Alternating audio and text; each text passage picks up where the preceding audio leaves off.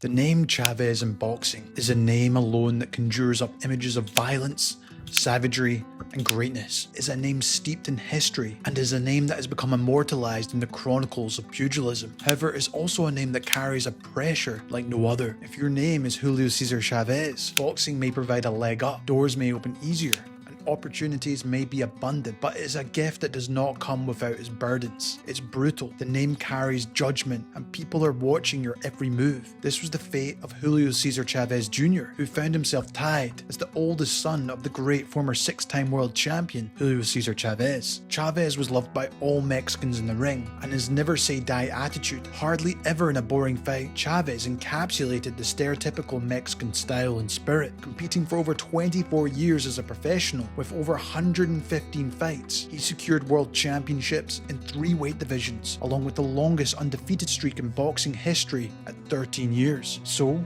if you're Chavez Jr., what do you do when you're the son of a boxing legend? Is the spotlight liberating, or is it blinding? For Jr., these were questions that simply couldn't be left unanswered. To understand Jr. and his career though, we must first take a look at the backstory, along with the name and legacy his father left behind. Julio Cesar Chavez competed from 1980 until 2005, and during his career, he picked up titles in 3 weight divisions, unifying divisions, and even becoming lineal champion in 2 of them. But for Chavez Sr., his legacy doesn't just stop at the belts. During this incredible career in boxing, he fought the likes of Roger Mayweather, Costa Tzu, Oscar De La Hoya, Meldrick Taylor, Hector Camacho, Pernell Whitaker, just to name a few. But one thing about Chavez was, he was always in great fights, and would do everything to take more defensive fighters to the trenches. And this is where Senior made his home.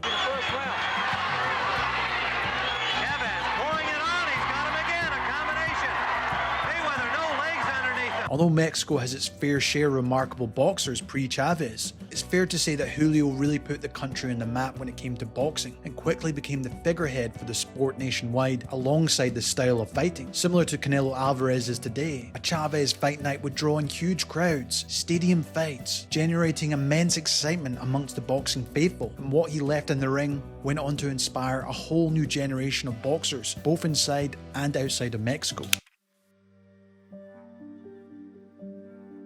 One of those fighters who Chavez inspired as a youngster was none other than his eldest son. Chavez Jr. as a child would often be seen inside the ring with his father before fights, or in and around his training camps, becoming a familiar, recognizable face early in his childhood. Senior made a lot of money in his career, and with that, his children would never have to fight. However, with Junior, he decided to lace up the gloves himself and make boxing a firm career choice. At first, a lot of people seriously questioned his intentions and motivations. Was it just the name? Was he pushed by his father? Or did Chavez Jr. really have the fire in his belly for the sweet science? Nevertheless, amidst the questions came great excitement from all involved. Media, fans, family, and even casual watchers of the sport waited with intrigue to see what Chavez Jr. could produce inside the ring, and if he really had the minerals to make it.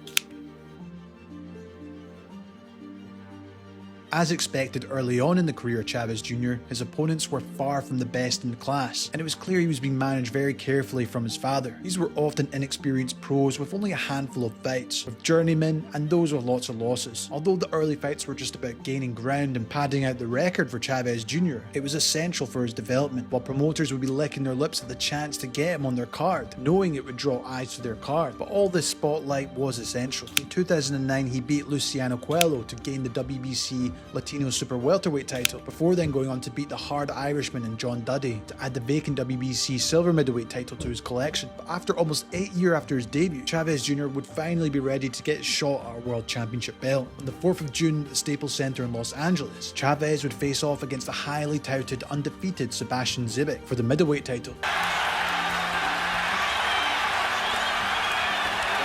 Chavez Jr. Some of these shots are spraying low, but speak. Devastating.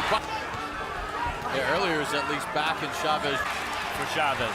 I mean, the amount of bodies. It was a real test, and although he came out with the win via majority decision, it wasn't exactly thrilling nor convincing that it was the son of Julio Cesar Chavez Sr. However, he was now world champion. Some thought we would never see a world championship belt around his waist, but Chavez Jr. proved them wrong, and bigger fights now loomed on the horizon. He would then go on to have 3 successful defenses against the likes of Marco Antonio Rubio and Andy Lee, propelling Chavez to new heights. But although these highs were blissful, nobody was forgetting the boots he chose to fill. If he wanted to achieve half of what his father had. He had to dispatch these types of opponents by making it look easy like his father did. But that's where the problem lay. He wasn't exactly making it look easy. Sure, in patches he looked every bit of his father's son, but in others he showed great vulnerabilities, and that made you doubt his capabilities at the very top of the sport. And it wasn't just in the ring where some concerns were being voiced.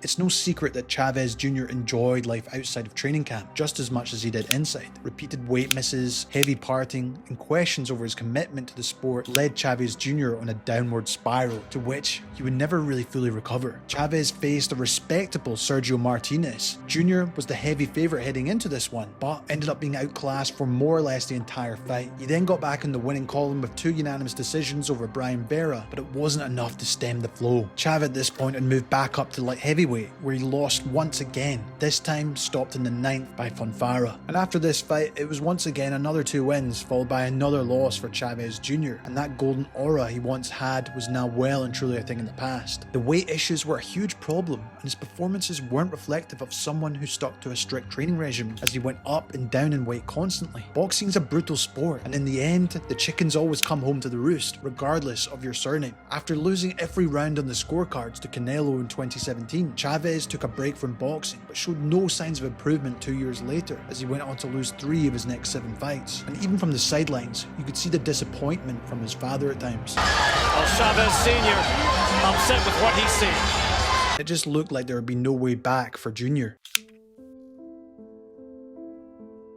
I do think in the Chavez Jr. saga there are 2 sides though. One says he chose to follow in his father's footsteps and take the mantle, and therefore he deserves the criticism he faces. While the other side of the coin is the order of being Chavez is far taller than anybody cares to realise. The pressure to perform, the pressure to behave in a certain way, the pressure of just being a Chavez is something only he can comprehend. Boxing is one of the toughest sports in the world, and let's be honest, it's even tougher to make it, let alone win world titles and try and replicate the career of a boxing legend. From the outside, weight problems, substance issues, and the lack of discipline may just look like someone who takes the life he was given for granted. Whilst this could be true, there's also a possibility that there's symptoms of a man trying to self-medicate and detach from the immense pressures of everyday life, being Julio Cesar Chavez Jr. As long as I can remember, Jr. gets as much stick from pretty much everybody in boxing. In the corner, there's his dad.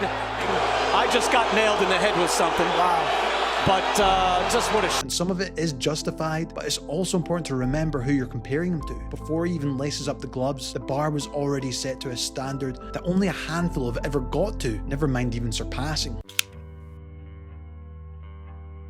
And as mentioned earlier, after the Canelo loss, the career of Chavez Jr. has been a very stop-start, and positive momentum seems to be at a loss more than ever for the Mexican. Any real challenge in the pros for titles is long gone now, especially when you consider he lost to UFC legend Anderson Silva in a boxing fight. It's no wonder he was picked for his latest fight, as Chavez Jr. will take on the YouTube-turned boxer Jake Paul. Once again, there was backlash from this announcement amongst the boxing fraternity, and opinions seem to differ as to whether this will turn out to be a good move for Chavez Jr. Maybe a fight like this will actually make him turn back the clock and take it seriously. Some also say it's a good business decision, as he's obviously done with the current professional roster, and there's no other real option that can generate that kind of money. While in Mexico, many say the fight is a disgrace for the Chavez name and the legacy his father has built, especially if he was to lose. In a way, it does seem like a lose-lose situation for Chavez Jr. If he wins, he's only beaten a YouTuber, and if he loses, it's even a bigger stain on his career and a bigger mark on the Chavez name and legacy. There's no doubt the career of Julio Cesar Chavez Jr. has been disappointing. However, the caveat is that it's only disappointing because of who his father was potentially. If you look at Jr.'s career objectively, maybe you can look at it in a different perspective. He won a world title, has defeated some good champions, and some say that he's fulfilled all the potential he had to start with in the first place. In a personal sense, maybe he has achieved far beyond the norm. If you take into account the mental challenges of being under such scrutiny, having everybody watch your every move, and ready to jump in and write the next hit piece if you do something wrong, Chavez Jr. may have handled the pressure that most would crack under. He's an enigma after all,